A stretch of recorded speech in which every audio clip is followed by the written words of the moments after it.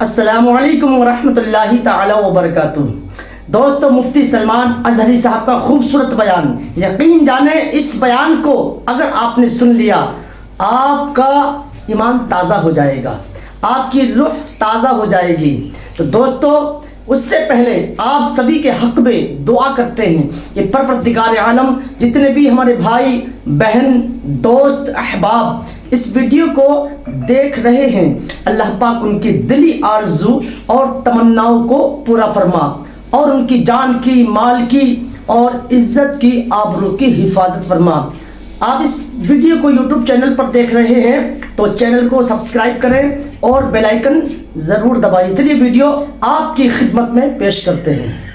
کچھ ایسے لوگ ہیں جن کی روح نکلنے کے وقت درد زیادہ ہوتا ہے، تکلیف زیادہ ہوتی ہے مرنے کے وقت۔ پوچھا گیا کیوں؟